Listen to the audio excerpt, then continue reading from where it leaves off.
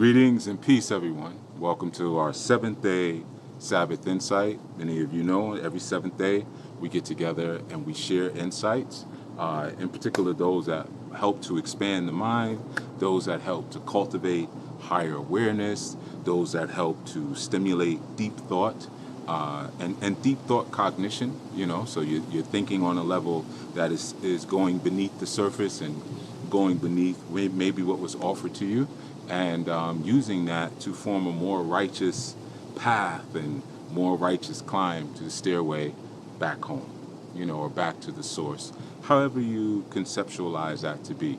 Of course, those of us in ANU, we're functioning and walking towards the ANU path and on that very narrow and sometimes stringent, but certainly disciplined and exciting path. All right, I am Chief Yuya. For all of you first-time listeners, I want to thank you for tuning in and thank you for spending this time with myself and our community. So one of the things I wanted to share, I put up a post recently on social media where I made a reference to imagination, and in particular how imagination tends to, or it should grow as your reality changes. With each thing that you manifest, and as the universe expands through your manifestation, because the universe is coming to understand itself, it's coming to learn itself. And last time we did a segment, I spoke about the knowledge, wisdom, understanding, or the zigzag zig, right? And with the zigzag zig understanding, we recognize that it's a continuum, right? And it's a universal continuum. So the whole cosmos is spinning in this spiral. It's moving like this, but it's going through a zig, zag, zig, zig, zag, zig, zig, zag, zig. Very similar to, you see certain people in certain cultures, when they say yes or no, they tend to do their head like that, make the figure eight, I'm not going to say the culture because I don't want to seem stereotypical, but I'm sure some of you could have figured that one out, right? But it's that continuum, that number 8, that infinity continuum, or the symbol that we use in the Opon Ifa. For those who do the Afa or cast Ifa, many of our Opon Ifa are Ifa tables or Ifa trays. They have that symbol. It often will look a little bit more rigid, but it's actually the symbol of infinity. And it's said that that's the way that Ashe actually looks, right? So there's so many different systems where you have this interplaying and this interweaving of different metaphysical ideas and different concepts of metaphysics that help us to understand how things are always moving. Nothing is stagnant. Anything stagnant is dead. So even if you have a conception of your God that is so perfected that there's no growth or there's no expansion in there, then your God is dead. And I know your books may tell you something different, but at least those of us who come from an ANU understanding, or of a standing understanding of those who recognize that we are the Israelites, those of us who come from that understanding, we know that our tradition was given to us orally. Okay, so as in anything with oral tradition, there's room for expansion, there's room for even elaboration a little bit when one gets to a space where they start to understand a bit more what they're saying, and they get some of these they get some of these gray hairs, and their understanding expands. They may give you a little bit more to the story, or they may give you a nuance that you had not considered before, or that had not been told before. Just because you hear something new, it doesn't mean that it's wrong. And I know oftentimes that is a trap of many hyper-religious people. If you say something to them that they've not heard, the first thing they'll say is, well, I never heard that before. So that doesn't mean that it's untrue. When so many things that we speak on or we do, or that are given to us by Western society, are based around theorem. They're not even based around necessarily what is true or what has been proven to be accurate, but rather what is just a theory, And we have full mathematical equations based off of theory. We have if and then statements, right? If this is the case, then that's the case. If this is this, then that's that, right? This is something I've spoken about for years. Very sort of, I'm going to say vintage, sort of vintage concepts and vintage information. So that part is nothing new to you. Even the ever-expanding universe, as it expands, as our knowledge increases. When you ask a new question that has not been asked before, or has not been asked in the formulation and the combination and how it's been asked, like you have never asked that question, and all of the different components that comprise and the influence that comprise and make you what you are, that by itself is unique in the most holy of ways, right? And then you combine that with now a question. So this very unique being has asked this question that maybe was asked before, but it was not asked by this unique being or such a unique creature. You get that sort of concept present and prevalent, and just the idea of expanding what it is that you know, right? That means your environment has to grow, right? So it's just like if as a parent, when you get children who learn more and get into different activities, you may reshape the basement. The basement maybe was never finished in your house, or the attic was never finished in your house. But you have children, or it could even be your spouse. Wants to get into a certain activity that requires more space, so you expand the living area of your home, or the functional area of your home. You might even do this in your yard. You might say, okay, well, now my daughter is getting into gymnastics and tumbling, so I'm going to need a larger yard, or I'm going to need to do something with this yard to make it so that it's conducive to this particular activity, or maybe my daughter is really into astrophysics and she wants to play with some rocket, sets. You can build your own rockets. You can get these kits. So she wants to get some rocket kits and work on them and do some launches. Well, maybe we're sitting on an acre of land. We have enough space to do it. It's just I have to configure a space back there where she can work. Okay, right? So there's just so many different examples. Well, the cosmos and the Most High works in the same way. As we expand and we make the conversation and the exchange more sophisticated, more room and space is created for our growth. Real simple.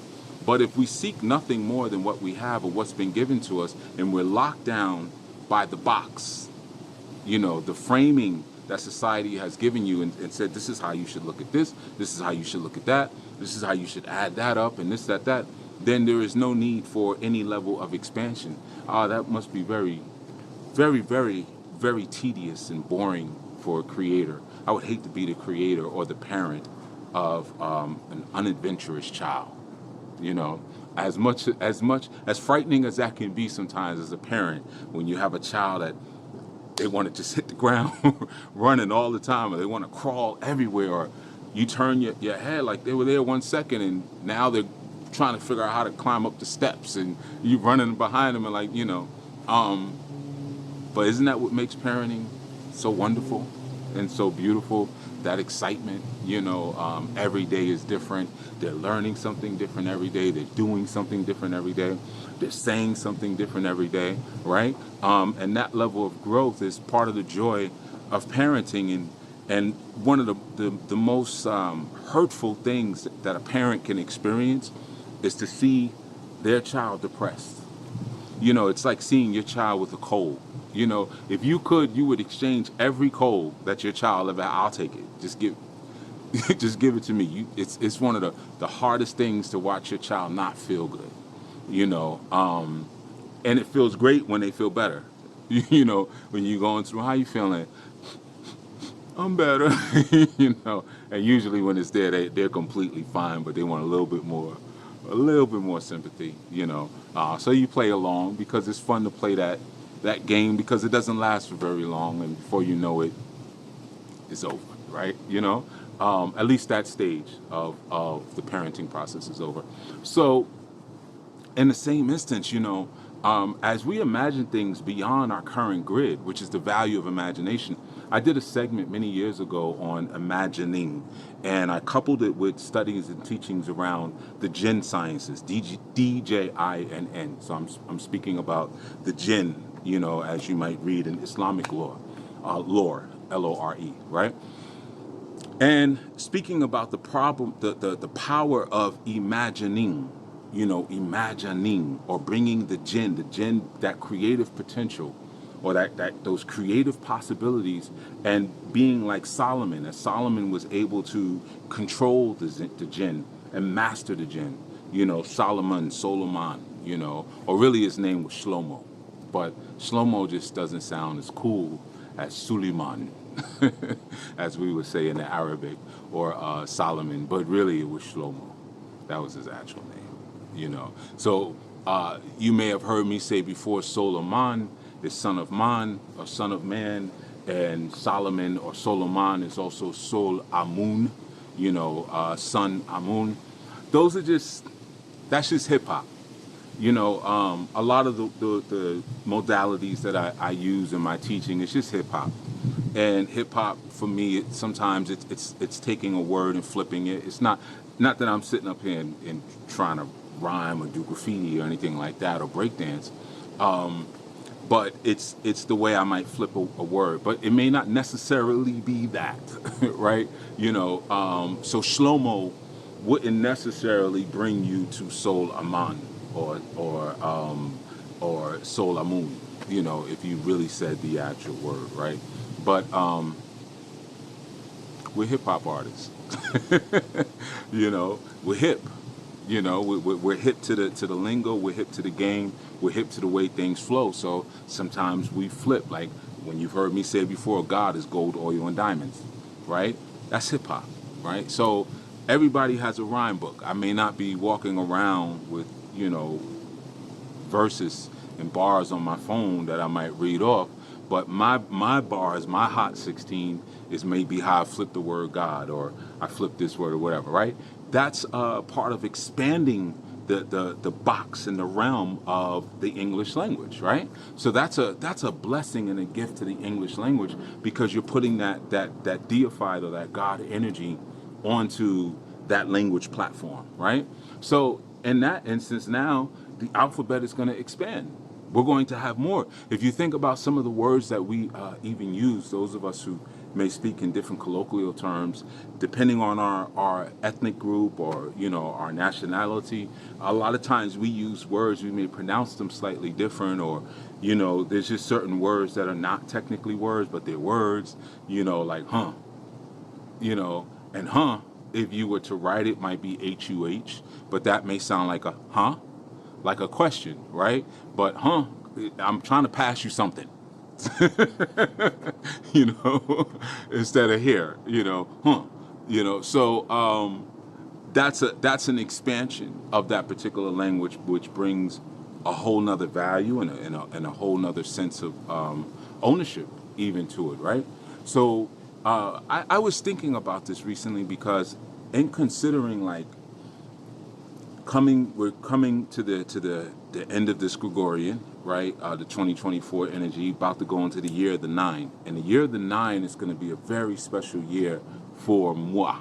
All right, so just in case you thought it was going to be about a big prophecy, for moi, because I'm really going to honor that, and I'm going to share more about what that means. And for those of you maybe a little confused, I say the year of the 9 because we're going into 2025.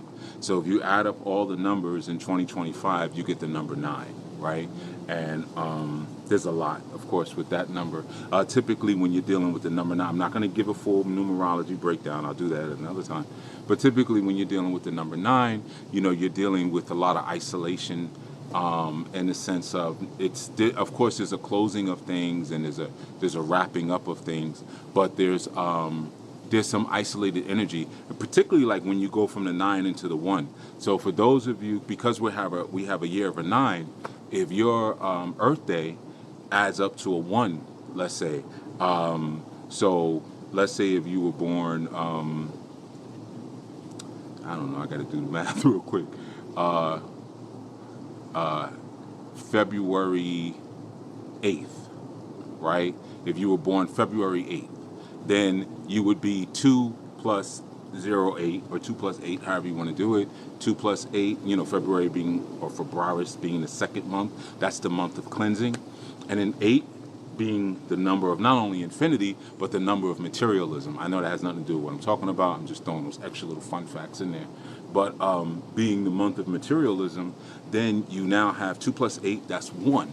So now you would take that, let's say if you're February 8th, you have a 1, because February plus 8, let's say if you're born February 8th, 2 plus 8, that's 1, plus the 9 for the year, 2025, that will give you 10, 1 plus 0 from the 10 will give you 1. Okay? So 1, a lot of times people are very excited about because it's a number of supremacy, but more importantly, it's a number of isolation. And some people forget that part. It could be a very, very lonely number, as the song says. 1 is the loneliest number. So 9 starts to lead you into that space, coming into the year of the 9, and then 2026, you already know, because the number that we're working with, we're going to be working with the 1. So you might even want to warn people, hey, I might be a little bit more introverted in this coming year. Why? I'm not sure yet. You have to tell them the number of reasons, but don't take it personal. I think I might need a little time this year just to kind of get my thoughts where they need to be. But I'll be around. So going into that year of the 9, it's a critical time. We're coming out of now from the 2024 year of the 8, materialism. And going into the year of the 9. And the materialism is not just, my money. It could be, but it could also be the lack of abstract thought. Abstract thought or spiritual thought is, an escape or an abandonment of material thought. So that's you've heard me say this in many different prescriptions where someone could be going through something, they're depressed or whatever, and you say, hey, you need to maybe be a little bit more social, get around, go to some family gatherings, get outside a little bit more, or clean up your house, change the color of your room. Maybe the energy flow in your home is all messed up. I walked through your front door and there was a sharp end table pointing towards me at the door. Of course, I will be depressed too. If every day I walk in my door and there's something pointy facing me, you need to take that table, get rid of it, pull your saw out, round out that corner, or put it somewhere else, or whatever, right? Or maybe, heck, your dining room table is made of glass, and that's messing up the way you're digesting food, because when you eat food, you should not be looking at... I'm giving you some feng shui tips, by the way. I hope you're catching it. But, when I look down at the floor, or when I look down at my plate, I shouldn't be seeing the floor, because then I'm not focused on my actual food. Get rid of that. Either put a cloth over it, get yourself a nice wood table, right? Could be a lot of different things. You say that to people, and then they'll say something like, so you telling me if I do that, then this is going to happen? No, it's not going to happen now. Never mind, forget it. Because we were in the abstract, in the spiritual, and you just brought us to the material. See, in the material realm, we want to count time. And as you've heard me say 1,000 times, times 1,000 times, there is no time in the spiritual realm. The spiritual world doesn't work on the same function and system and matrix of time like you and I do. So when people say things like, I'm waiting on the Lord, you tripping. The Lord is not in his chariot, yeah, I'm coming, yeah. It doesn't, that's not how this works, man. Whatever you were given, you were already given. Whatever you were going to do, you were already going to do. But in this dimension, there is time, and you have to take time to catch up to things. But when you're speaking about things from a different dimension and from a different perspective, and people take it to the material, then they lose what's actually happening, right? So spiritually, if I say, hey, you need to maybe do this, or you do that, the moment you do it, the issue is resolved. Now you just need time for your reality to catch up to what has already been fixed in the spiritual. So it's not like I keep doing these material things. Now, of course, yes, there are material things that you can do that will give you a material result, right? If I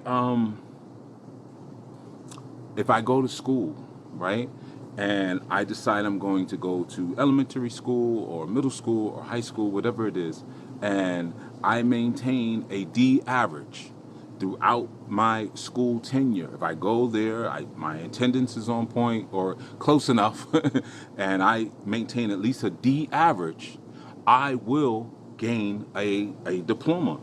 at the end of that experience, I know some countries you call it a degree, right? But I will claim some sort of paperwork and certification that says that I have gone through my process of education, right? As long as I maintain just a good enough D average where I will pass, right?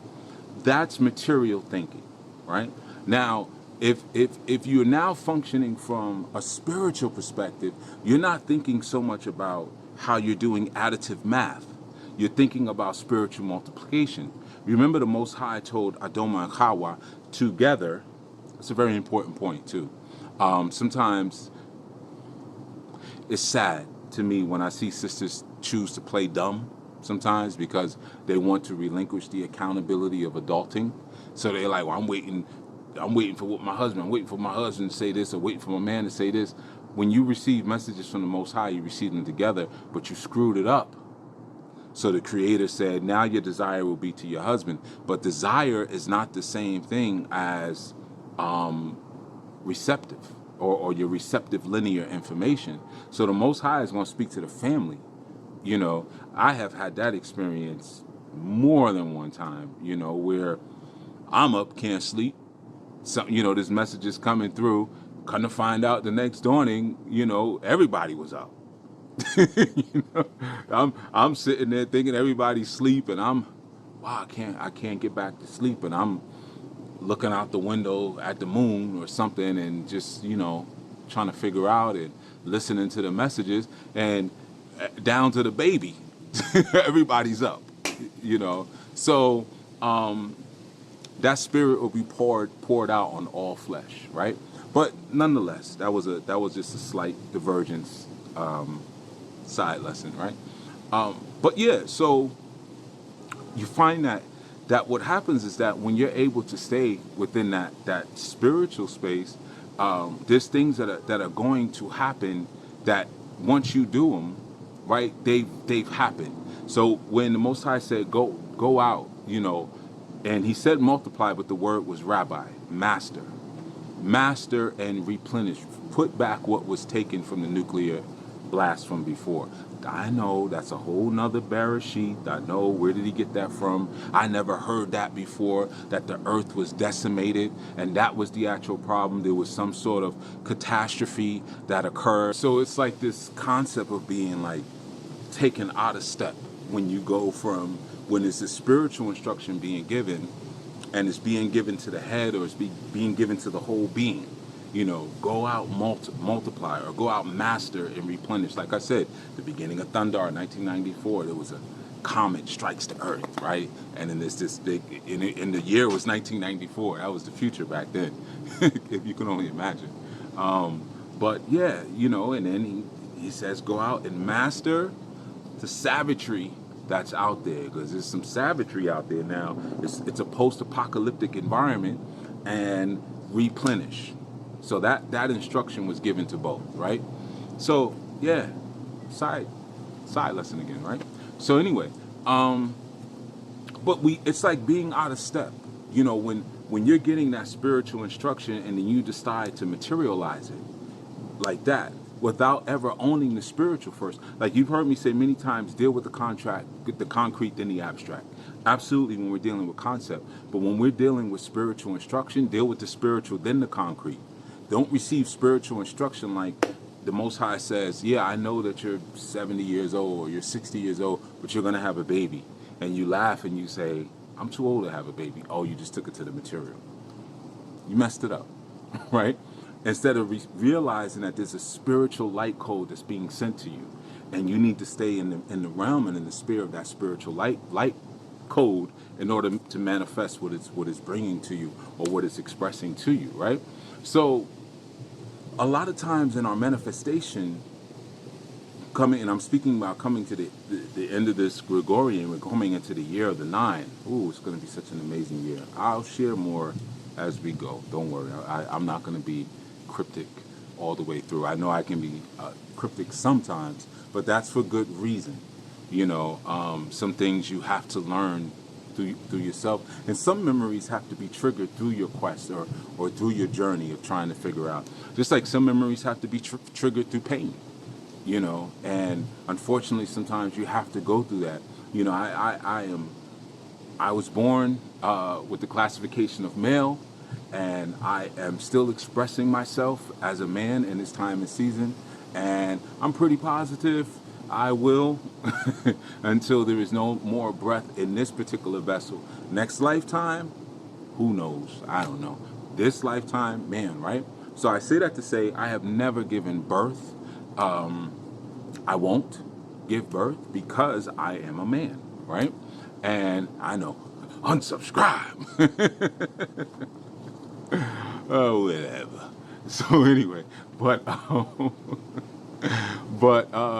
yeah. So I can only imagine some of this, the ancestral memory that comes the moment a woman is either carrying or giving birth to a child. I don't know, but it's a hypothesis. It's just something I imagine, that may happen. And a woman, you could probably tell me, feel free, any of you sisters in the comments, you can tell me if that has happened. I never really thought to ask any of my consorts. I probably should have, but whatever. In those moments, there's other things that's going on, that you have to put your focus to. As a man, your part is different, But those are the type of memories that can only come through that expression, through that labor, through that work, to reconnect you with great grandma. Oh, I get it, or I see it. This is what it is, or this is why you didn't let me go outside after a certain time. Sometimes, and I know that's happened to me, something happens when you see that head come out of the yoni. I'm not like a squeamish type of brother, so I never had a problem like watching. And like I've shared, once I've delivered my own child before, my consort and I, the midwife was like stuck in traffic, and we were just like, yo, let's just do it ourselves. So that blood and stuff, I like blood. So yeah, I like blood. I've even thought about being a butcher many years ago in my life. I just like, yeah, I don't know. Anyway, that's another conversation that I will not have. But anyway, so I would just imagine, because as a man, as soon as you see that head come out that yoni, it's like what was here now becomes like that. You see, if it's blinking like this, it's now like, it changes something in you, and you start to see things differently and think differently, right? I can only imagine someone who's had like 60, 70 children, or maybe after a while, it's like, I can't blink no faster than this. I don't know. Maybe I don't have 70 children. I don't know. Yet. So, yeah, so the question that really comes up with that is, you start to realize, or I guess the idea that starts to come up with that is you start to realize that as you're doing more things and as you're going through certain experiences, your vision begins to widen. And what you may have imagined one day now becomes the reality. If a sister says, yeah, that did happen to me when I had my son, or I had my daughter, or I had my twins, whatever, right? These are the thoughts that came to me, or these are the voices that I heard, or these are the images that I saw in the room, like that, as soon as it happened. So now what I once imagined now becomes a part of my reality, because I'm able to say, hey, I imagined this, and a couple of sisters told me, yeah, that really did happen, boom, boom. So now I got to imagine something new. You see, now when I imagine something new now I'm dealing with my jinn, my inner vision, my inner vision, imagine, my inner jinn, my inner vision. Once again, I'm seeing, right? See is understanding. To see is to understand. I am not, because I'm seeing with my first eye, which you may call the brow chakra, the third eye, right? Let's make it the first one, though. Let's try that in the year of the 9. Let's start here and then go to the other ones, right? So what happens is that if I'm seeing from that perspective, then now, okay, I got that part, and I'm imagining, or I'm sending my jinn on a new mission. Well, what if this also happened? What if it was also that? What if it was also this? Because in order for it to properly manifest, it has to be beyond what I think I know. So that's why when people say, well, I never heard of that. I know about Obatala, but I ain't never heard about no king of the resurrection. Obatala deals with purity. Obatala.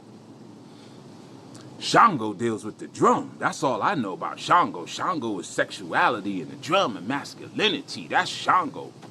You put in your book that Shango is circumspection. What does a king do? Doesn't a king look over his kingdom?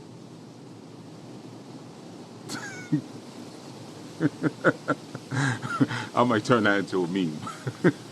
But yeah, but I never heard that before. Well, then it'll never be your reality, because it'll never be pushed out and expanded by the bubbling water of your own imagination. You won't allow your water to bubble up, which is the alchemy that happens inside. When things heat up and there's an expansion and the pressure increases, then, either there's an explosion, which great, that's what we want, because an explosion is a new reality, it's a new world. Willfully right now, some of you are listening, there's an explosion. There's a whoa, whoa, whoa.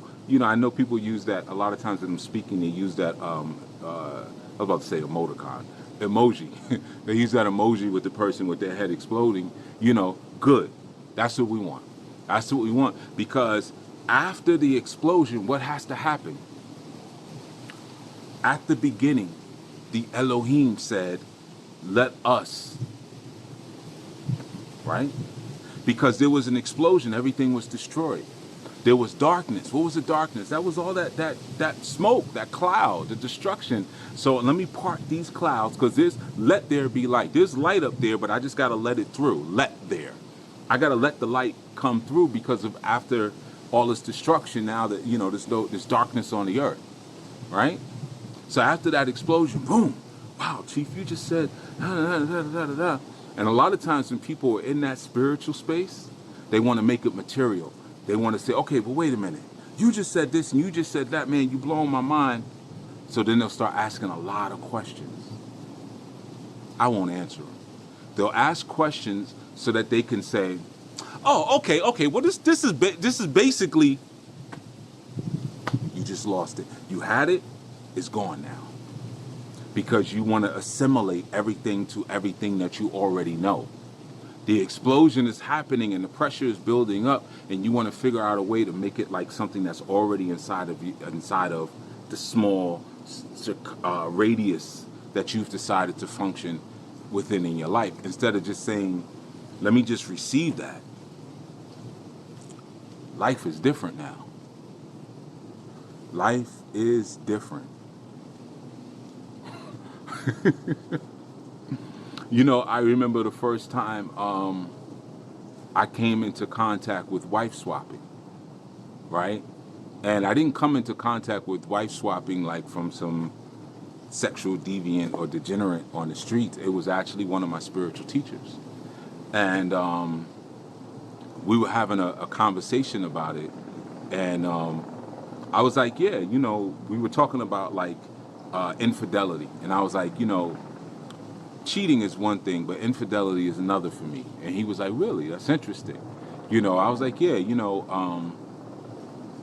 if my woman is out there cheating, it's none of my business. Like, I'm not gonna start flipping phones over and smashing them and trying to figure out and putting them in front of her face while she's sleeping and open them up, or follow her or put a tracker on her. It's none of my business if that's what she's choosing to do.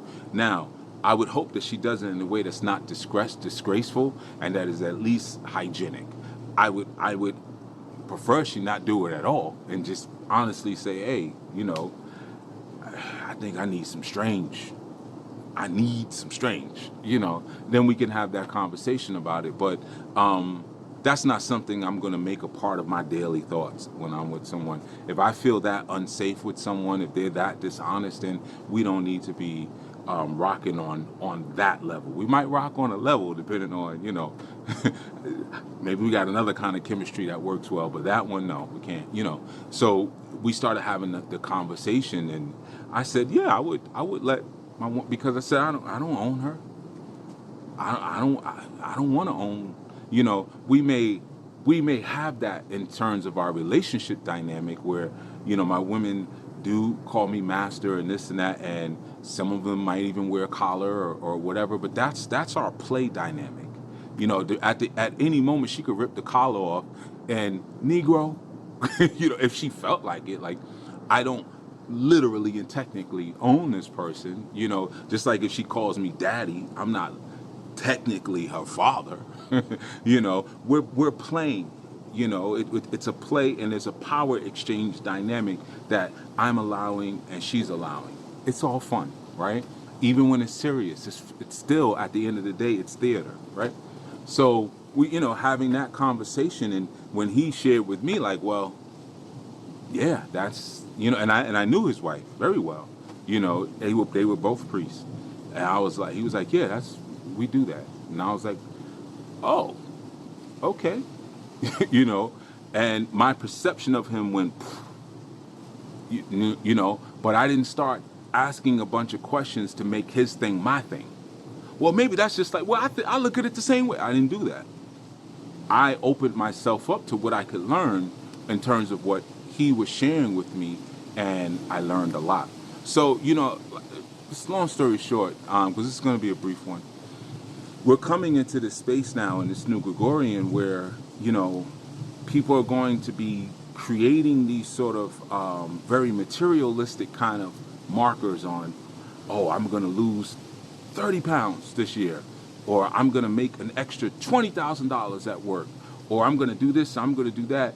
And manifestation on that level is very slow and really doesn't usually work unless you're pulling it from the spiritual. And when you're pulling it from the spiritual, you are pulling it from the spiritual. That's what ritual is called. A rite is to pull, right? We sacrifice, we make things sacred to take the material to push up to the immaterial. We do ritual to pull the immaterial to the material.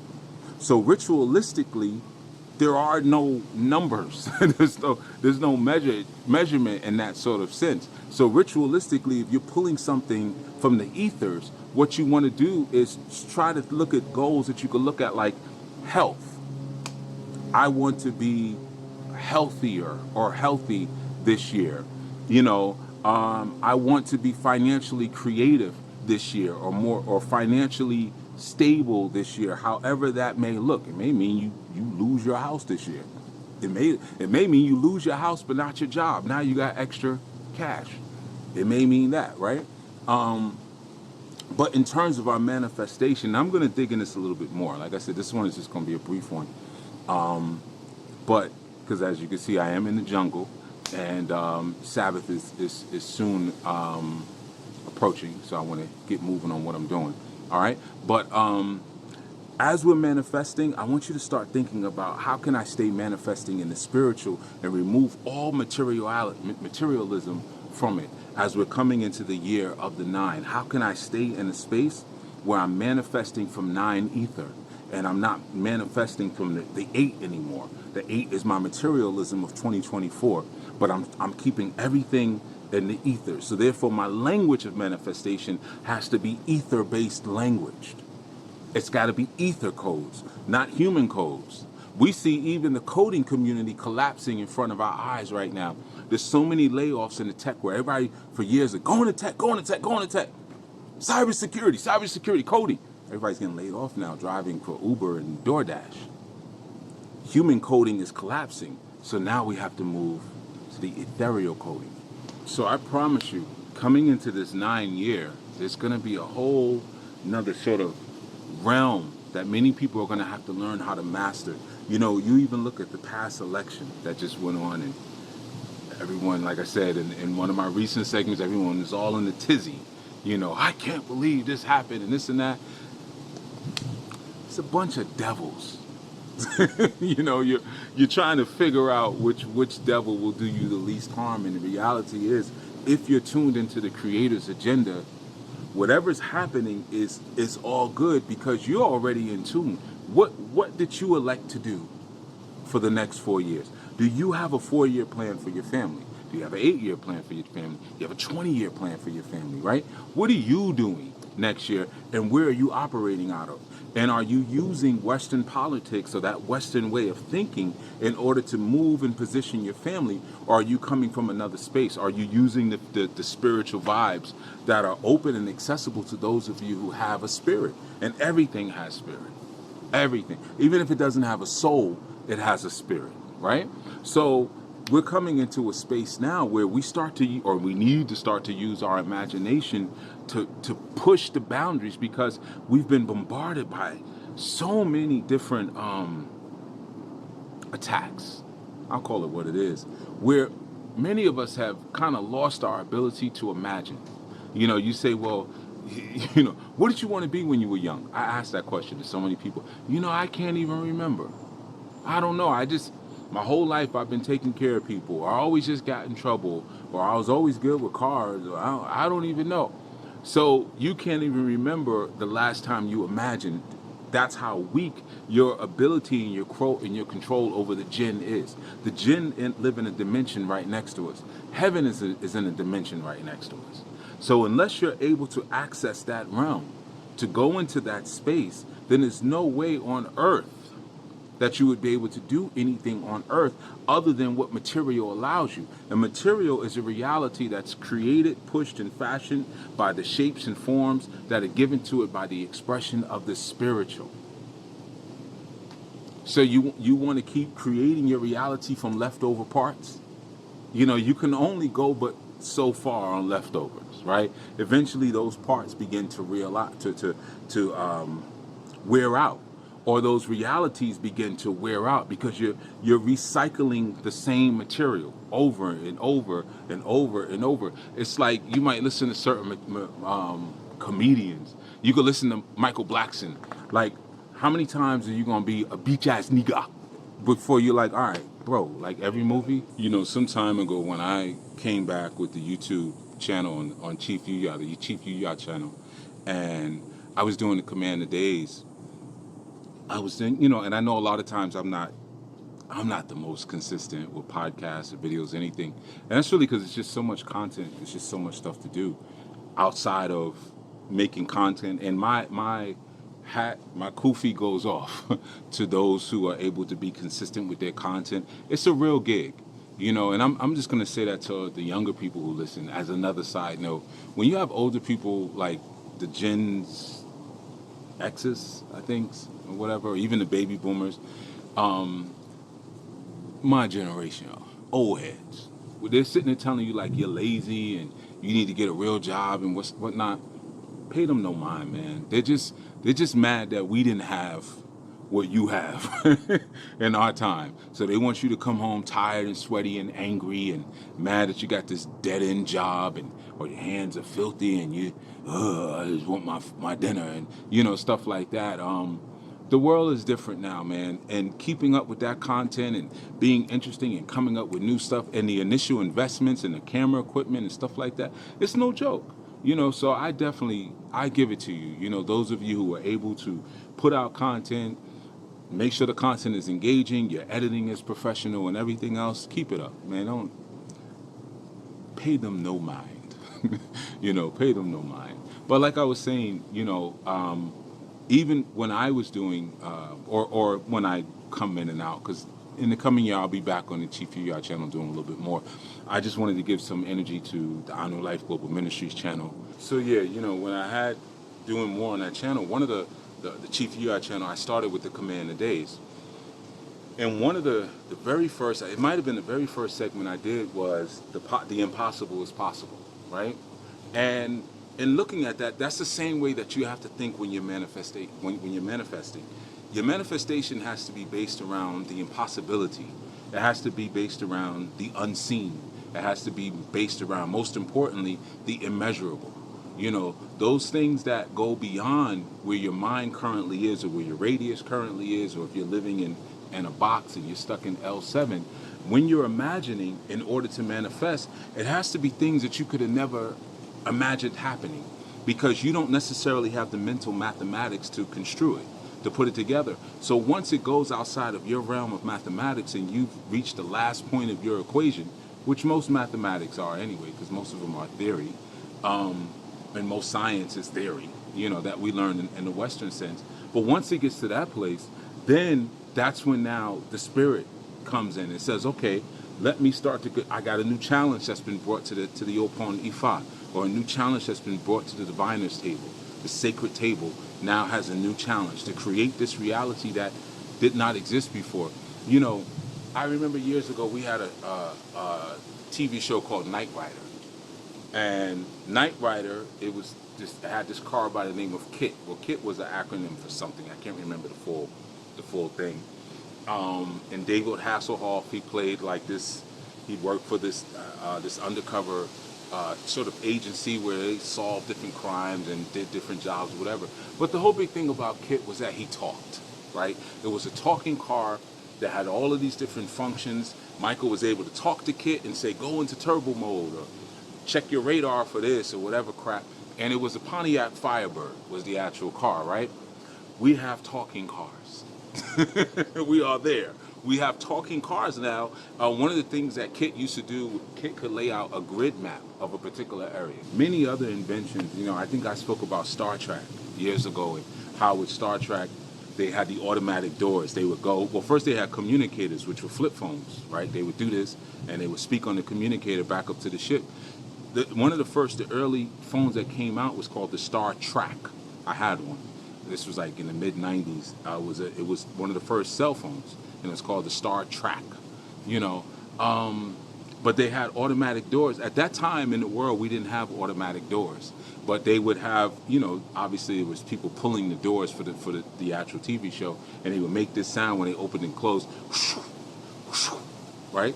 Now you see an automatic door, you're not like, I'm in the future. But someone had to imagine that at one point. I was reading some material recently where MIT, they now just accomplished, they achieved the first synchronous dream ever.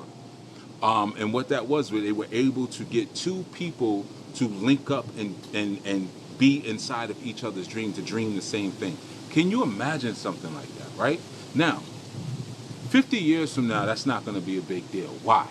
Because you're going to be dreaming of the new Mac computer, or the new iPhone, or this new flavor of Coca-Cola, or Taco Bell's whatever 2-for-1 special on some whatever crap that you shouldn't be eating anyway, right? So 50 years from now, they're going to be invading your dreams with commercials. Because why else would scientists want to create something like that? Would it be so that people could have long-distance communications with loved ones, or any other kind of loving, beautiful thing that science could be used for that? No, because science today is not alchemy. It's just chemistry, right? They're just studying blackness, they're just studying blackness for the purpose of doing something wicked. So they're going to monetize that and use that to invade your dreams with commercials. Probably then I'll probably get my YouTube channel popping. I'll be like, subscribe to Chief Yuya in your dreams, right? But anyway, so what I'm ultimately saying here is that in order for us to properly manifest in the time coming, in this 9 ether year that we're getting ready to pass into, or to travel into, and I understand that this is a Gregorian, but the number will still be prevalent, right? So my new year, my Rosh Hashanah is not actually January 1st, 2025. That's not the new year for my actual community. However, I just go with the numbers. I'm recognizing the numbers more than the names of anything, right? And there are multiple numbers to pay attention to. It's not just this one. But ultimately what I'm saying is that going into that with a 9 ether mindset, you'll start to manifest things from imagining, and not manifest things from looking around and you see somebody drive by with a nice car and you're like, I can imagine me having that car. You're just reusing, you're rehashing material that's already here. But pulling new content from the ethers requires a different formula and a different way of mental coding. And we're going to get into that a little bit more, but I really just wanted to share some thoughts, this whole coming down and closing the Gregorian. I've been speaking about a lot of mental energy and mental power, and taking on the mind of ANU, and the things that you have to negate and pull out. It's very similar to when you're crafting a piece of art. Like, I know for me with music, a lot of times if I have a musical idea, the issue is not so much with putting the idea together, it's taking the idea apart. What's making this thing? You know, I was listening to a song recently, and I tend to listen to music this way. I deconstruct the music as I'm listening to it, and I listen to discover what is making the song. If I took everything out of here, what would still allow this song to be this song, right? An example of that would be Serpentine Fire by Earth, Wind, and Fire.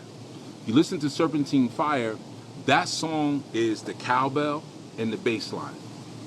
You could take every single instrument out on Serpentine Fire, and if you have that cowbell in there and you have that bass line, you know what you're listening to, and it will give you the same feel that it gives you, even without all that other beautiful and very well done instrumentation, right?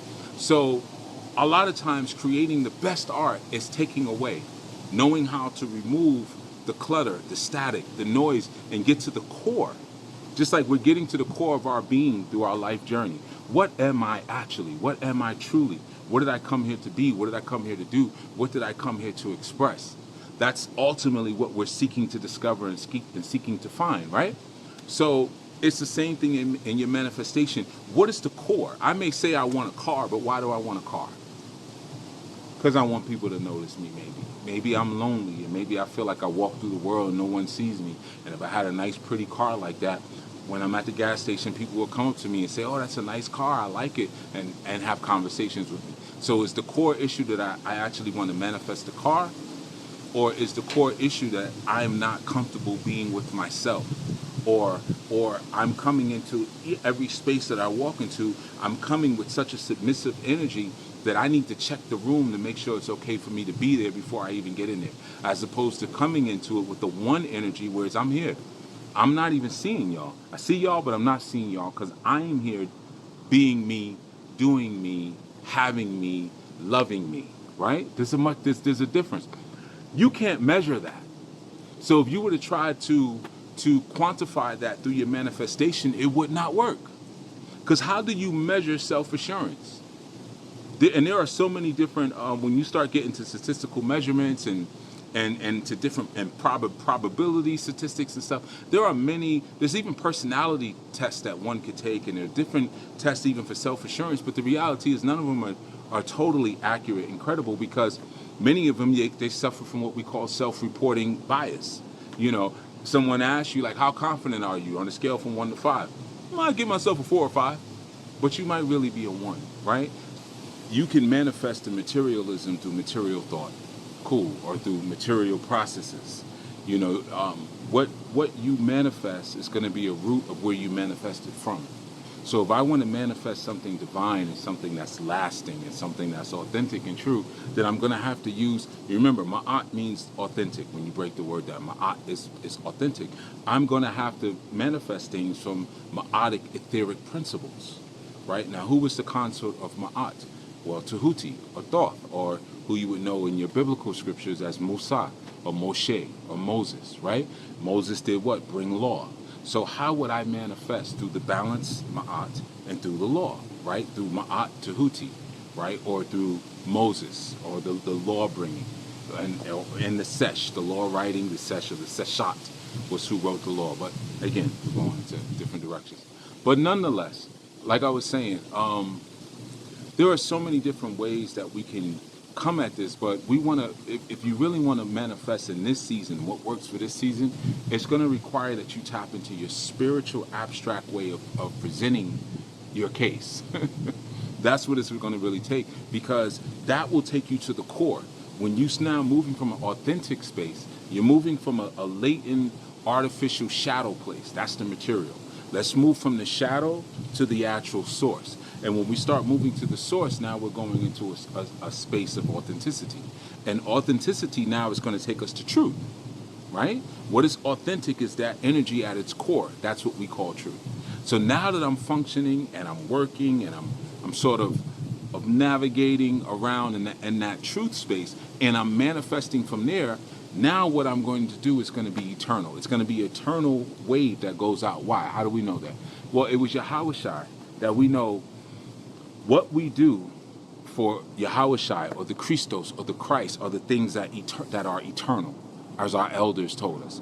So Yahushai said, I'm the truth, I'm the way and the life. So the things that we do that are manifested from the truth are the things that are going to be eternal. It's an if-then statement. So if Yahushai says he's the truth, and the things that we do in Yahushua or within the Christ, which is more specific and better, are the things that will last forever, then things that are done from the truth are things that will last forever.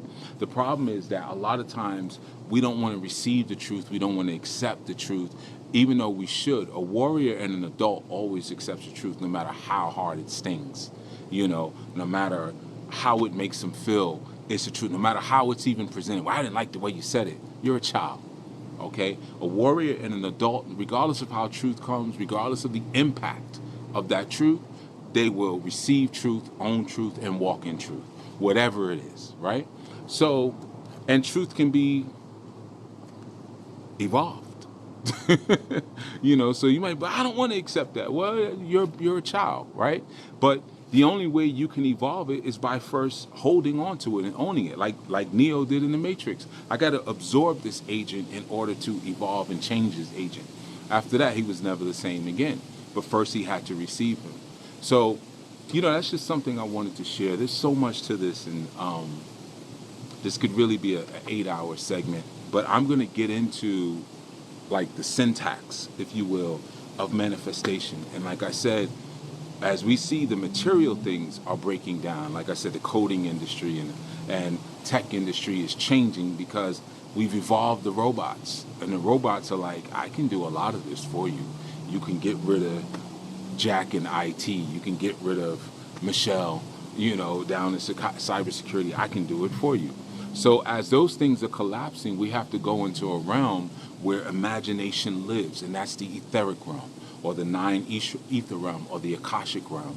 And when you're functioning from there, you'll always be steps ahead of the game because you become the game. You become the frequency. But when you're stuck in someone else's game, you're eventually going to be frustrated at why it's not working, because that game is usually going to be founded on a set of rules, right? And those rules are usually founded on some sort of material reality. And the material reality is just rehashed, and it fades. It's not eternal. But when you're foundating things on the kingdom of the Creator, you're good money for the rest of your life. So that's why the work that is focused on in ANU is about creating the woman and creating the man that's going to stand the test of time in each incarnation. It's going to have that consciousness through each incarnation.